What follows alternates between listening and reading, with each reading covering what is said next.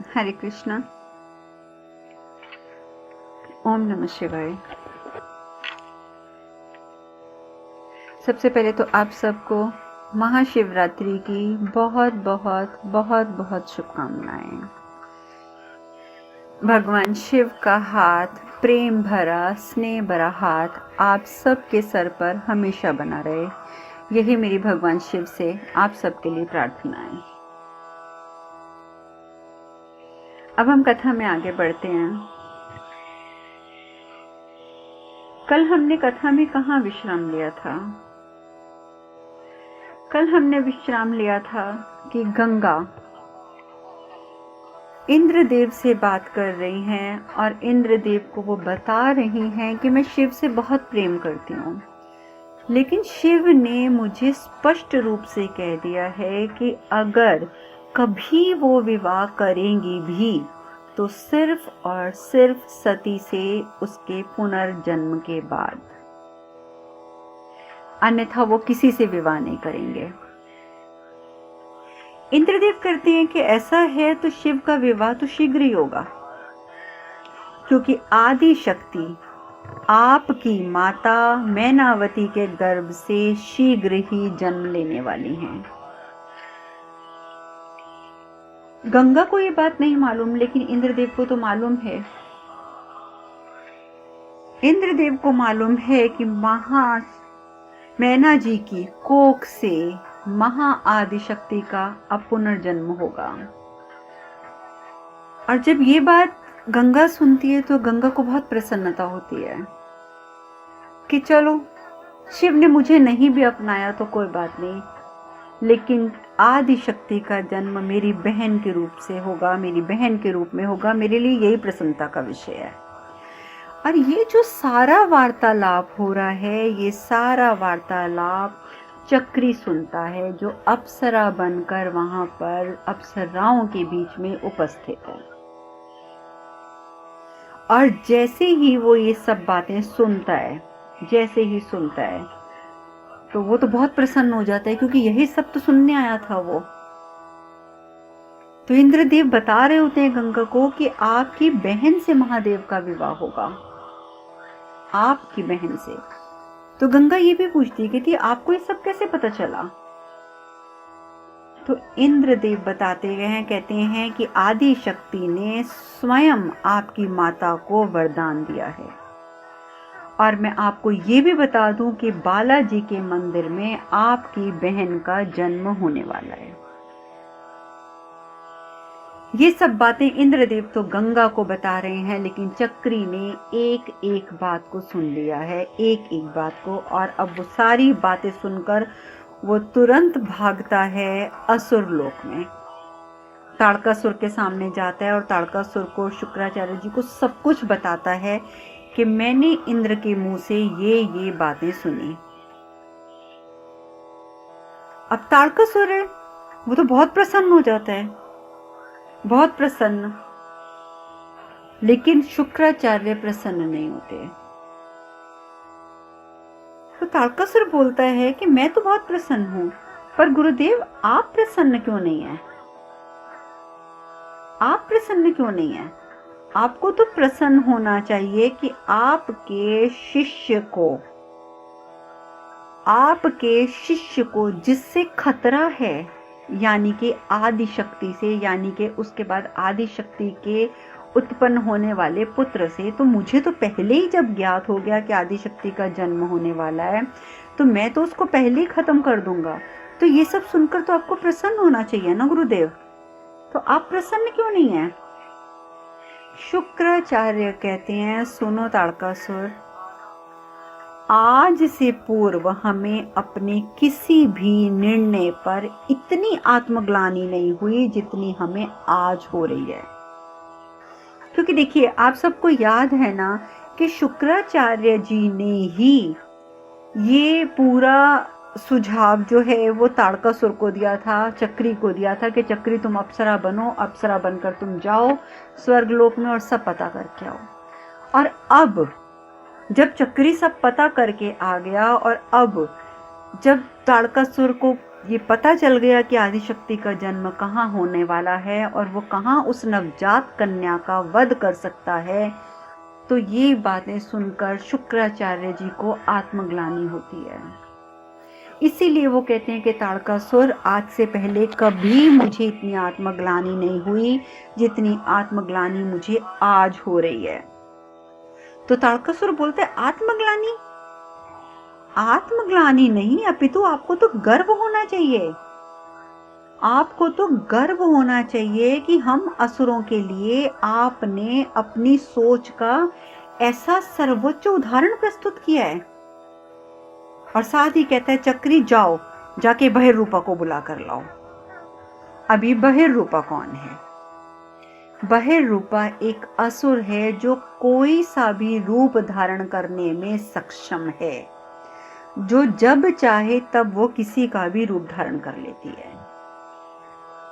और उधर दूसरी ओर हेमावत, रानी मैनावती और उनकी संपूर्ण सेना सब बालाजी पहुंचते हैं। बालाजी पहुंचकर बहुत प्रसन्न होते हैं। बालाजी पहुंचकर बहुत पूजा अर्चना करी जाती है। जैसे ही पूजा अर्चना कर रहे होते हैं, मैनावती भी तालियां बजा बजा के भगवान नारायण की आराधना कर रही होती हैं कि अचानक उन्हें चक्कर आते हैं और वो बेहोश हो जाती हैं, गिर के बेहोश हो जाती हैं। अब एक बार तो बहुत घबरा जाता है हिमावत राजा कि ये क्या हुआ, पर उसे लगता है शायद इतने महीनों का हम सफ़र तय करके बालाजी तक पहुंचे हैं, तो हो सकता है कि मेरी महारानी जो है वो थक गई और थक कर बेहोश हो गई हैं। लेकिन जैसे ही उन्हें होश आता है, रानी मैनावती को उन्हें प्रसव पीड़ा शुरू हो जाती है।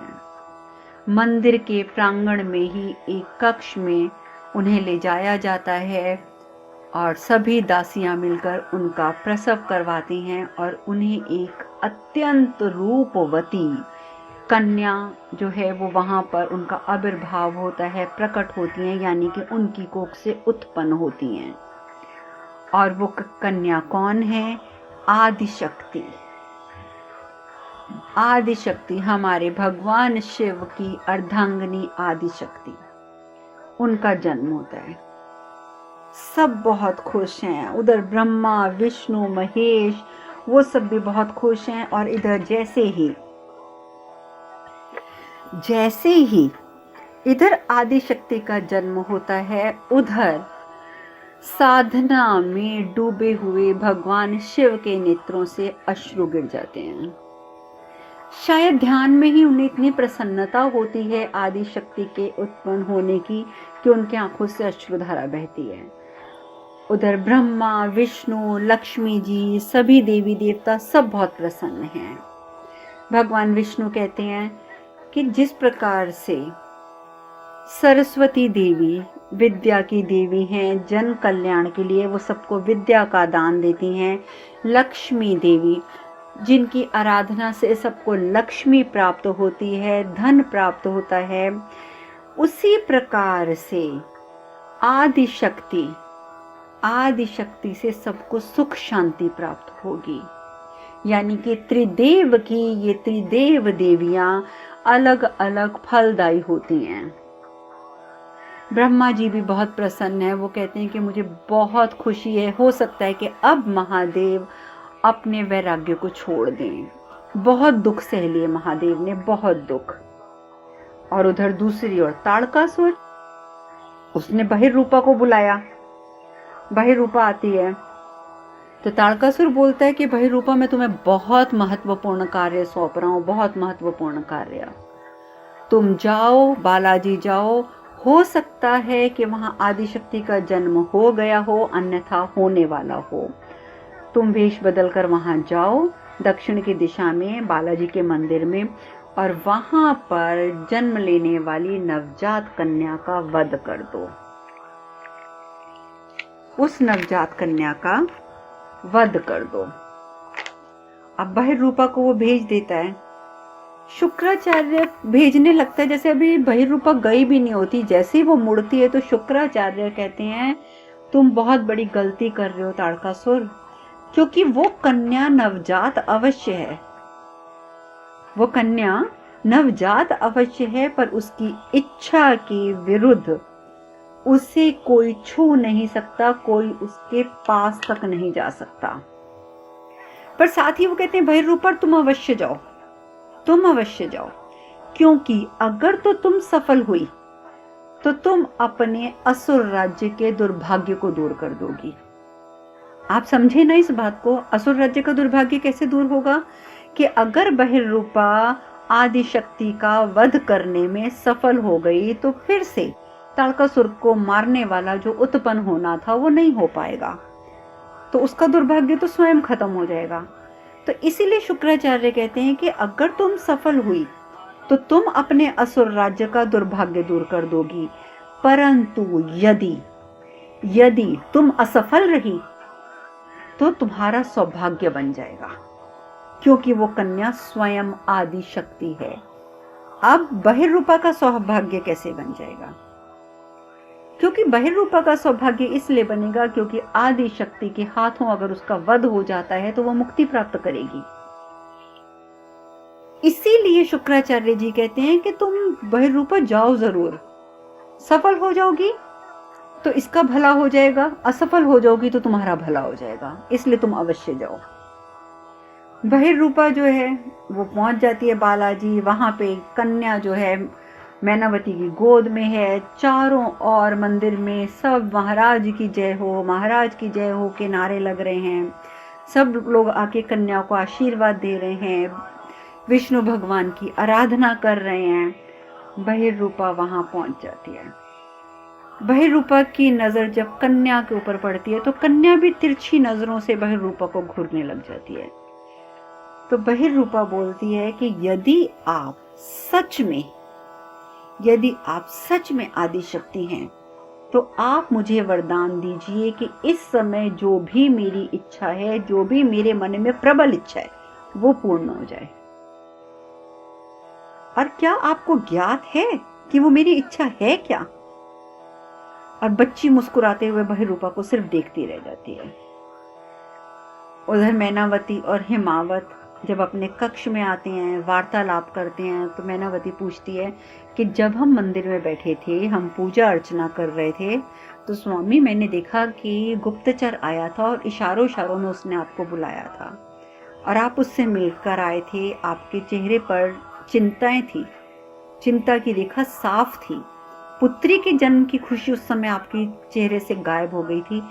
तो स्वामी क्या कारण है, क्या कारण है? आपको ऐसी कौन सी चिंता है? आप मुझे बताइए, आप बताइए कि गुप्तचर क्यों आया था। तो हिमावत कहता है कि मैनावती मैं तुम्हें बताना तो नहीं चाहता था क्योंकि तुम अपनी पुत्री की खुशी में इतनी खुश हो, लेकिन तुम पूछ रही हो तो मैं तुम्हें बताता हूँ कि वही पुरानी समस्या नागराज, वो नागराज पुनः हमारे राज्य पर आक्रमण करना चाहता है, मेरी अनुपस्थिति का वो लाभ उठाना चाहता है।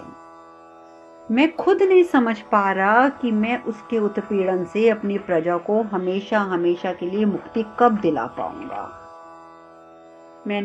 अब हमें तुरंत हिमालय की ओर प्रस्थान करना होगा। मैनावती कहती है कहीं आप नागराज से युद्ध की योजना तो नहीं बना रहे? क्योंकि अगर आप नागराज से युद्ध की योजना बना रहे हैं तो मेरी नवजात कन्या है, आप युद्ध में व्यस्त होंगे तो आपकी अनुपस्थिति में यदि आपकी पुत्री के ऊपर कोई विपत्ति आ गई तो मैं क्या करूंगी, क्या करूंगी मैं नवजात कन्या के लिए? हिमावत कहते हैं निश्चिंत रहिए, हमारी पुत्री को कुछ नहीं होगा। इस समय तो आप जाइए अपने कक्ष में और विश्राम कीजिए। तो वो विश्राम करने के लिए चली जाती हैं। हिमावत जो है वो बाहर चले जाते हैं क्योंकि वो अपने सैनिकों से वार्तालाप करना चाहती हैं, उनको जल्दी प्रस्थान करना है। और बहिर्रूपा जो है वो आ जाती है अंदर, और आकर वो क्या देखती है कि कन्या जो है वो मैनावती के पास सोई हुई है। बहिर्रूपा मैनावती का रूप धारण कर लेती है और सोई हुई कन्या को वहां से जाकर उठा लेती है और चुपचाप उन कक्ष से बाहर निकल जाती है। जब वो कक्ष से बाहर निकल रही होती है तो उधर से सैनिकों से वार्तालाप करके हिमावत नरेश जो हैं वो वापस अपने कक्ष की ओर आ रहे होते हैं। तो वो जैसे ही देखते हैं वो कहते हैं, अरे मैना देवी, आप कहाँ जा रही हैं? क्या हुआ, आप कहाँ जा रही हैं इस समय? तो वो तो बहिर्रूपा होती है मैना देवी के रूप में, कहती नहीं नहीं स्वामी, अंदर मुझे ना बहुत दम मेरा घुट रहा था और मुझे लग रहा था कि पुत्री भी रो रही है, तो क्यों ना मैं इसे ताजी हवा में थोड़ी सैर करा दूं। तो हिमावत कहते हैं चलो कोई बात नहीं, मैं भी तुम्हारे साथ चलता हूँ, हम दोनों इसे भ्रमण करवा लेते हैं। कहती नहीं नहीं नहीं नहीं, आप जाइए, आप कक्ष में जाके आराम कीजिए, इसको भ्रमण मैं करवा लूंगी, आप थके हुए लग रहे हैं, आप आराम कीजिए। तो हिमावत कहते हैं कि लेकिन मुझे तुमसे जरूरी वार्तालाप करना है, क्योंकि हमें कल ही प्रस्थान करना है, इस संदर्भ में मुझे तुमसे कुछ बातें करनी है, तो हम भ्रमण भी कर लेते हैं और हम वार्तालाप भी कर लेंगे। पर वो बहिरूपन नहीं नहीं नहीं नहीं, आप आराम कीजिए, आप आराम कीजिए, बस में से कुछ क्षण में इसको बाहर घुमाकर मैं तुरंत आ जाऊंगी और फिर हम आपस में वार्तालाप करेंगे। तो हिमावत कहता है चलो अकेले जाना चाहती है तो कोई बात नहीं। हिमावत अपने कक्ष में चला जाता है और वो जो बहिर्रूपा होती है, जो मैनावती के रूप में होती है, वो बाहर निकल जाती है। अब अंदर जाती है तो अंदर जाकर क्या देखते हैं हिमावत नरेश की, मैनावती तो अपने बिस्तर पर सोई हुई है। एकदम कहते हैं मैनावती, ये कैसे हो सकता है, मैनावती तो मुझे भी बाहर मिली थी। वो इतने परेशान हो जाते हैं, तुरंत मैनावती को उठाते हैं, मैनावती मैनावती उठो, बच्ची कहाँ है, पुत्री कहाँ है हमारी? तो मैनावती कहती है पुत्री कहाँ है, वो तो मेरे पास सो रही थी। हिमावत कहती है वो औरत कौन थी जो तुम्हारा रूप लेकर, तुम्हारा रूप धर के और हमारी बच्ची को उठाकर ले गई? मैनावती कहती है मेरे रूप में बच्ची को ले गई, कौन थी? हिमनरेश आप ये क्या कह रहे हैं स्वामी, आप, मुझे कुछ समझ नहीं आ रहा। हिमनरेश एकदम सैनिकों को बुलाते हैं, सैनिकों जल्दी जाओ, एक औरत आपकी महारानी का रूप धारण करके हमारी बच्ची को उठा कर लेके गई और वो अभी अभी निकली है, तो वो अभी कहीं दूर नहीं पहुंची होगी, जाओ जाकर उसे जल्दी पकड़ो। सारे सैनिक जो हैं वो भागते हैं। तो लेकिन वो जो है बहिर्रूपा, वो अब अपने अपने असली रूप में आ जाती है और बच्ची को लेके दौड़ती हुई वो एक ऐसी जगह पहुंच जाती है जहां पे ज्वालामुखी फट रहा होता है, ज्वालामुखी में से गरम गरम लावा निकल रहा है। तो बहिर्रूपा कहती है कि शुक्राचार्य ने तो कहा था कि तुम्हारे निकट जाना भी असंभव है, पर ये क्या, मैं तो तुम्हें उठा कर ले आई। और शुक्राचार्य ने यह भी कहा था कि तुम्हारा वध असंभव है, किंतु हे कन्या, मैं तुम्हें इस ज्वालामुखी में फेंकने जा रही हूं जहां गिरने के बाद तुम्हारा बचना असंभव है। और उधर दूसरी ओर मैनावती और हिमावत भी ढूंढ रहे हैं, सैनिक भी ढूंढ रहे हैं। मैनावती बहुत बोलती है, हे प्रभु मेरी पुत्री की रक्षा करो, हे नारायण आप मेरे प्राण ले लो, मेरी पुत्री को बचा लो, हे नारायण क्या इस समय भी आप हमारी सहायता नहीं करेंगे, नारायण आइए हमारी सहायता कीजिए। तो माता लक्ष्मी बोलती हैं, कहती हैं स्वामी क्या आप इस समय आदि शक्ति की रक्षा हेतु मैनावती का आह्वान स्वीकार नहीं करेंगे? क्या आप आदि शक्ति की रक्षा के लिए नहीं जाएंगे? तो नारायण कहते हैं कि नहीं देवी, मैं नहीं जाऊंगा। लक्ष्मी माता कहती है क्यों? तो नारायण कहते हैं क्योंकि आदि शक्ति स्वयं सामर्थ्य रखती हैं, उन्हें हमारी सहायता की जरूरत नहीं है। और उससे भी बड़ी बात देवी मैं तुम्हें बताता हूं कि ये सिर्फ एक आदि शक्ति की लीला है। जो अप्सरा है ना बहिर्रूपा, उसको इंद्र ने श्राप दिया था, जिस वजह से वो असुर बन गई है बहिर्रूपा के नाम से। तो इस समय आदि शक्ति ये लीला रचकर उस बहिर्रूपा को उस श्राप से मुक्त करना चाहती हैं। तो इसलिए ये लीला मात्र है, वो आदि शक्ति हैं, वो पूर्ण रूप से सामर्थ्य हैं, वो सिर्फ शाप मुक्त करना चाहती हैं बहिर्रूपा को। इसलिए आप चिंता मत करें देवी, वो आदि शक्ति जो हैं वो पूर्ण रूपेण आदि शक्ति हैं इस बार, इसलिए उन्हें हमारी सहायता की कोई आवश्यकता नहीं है। तो जब लक्ष्मी माता वो सुनती हैं तो वो भी मंद मंद मुस्कुराने लग जाती हैं।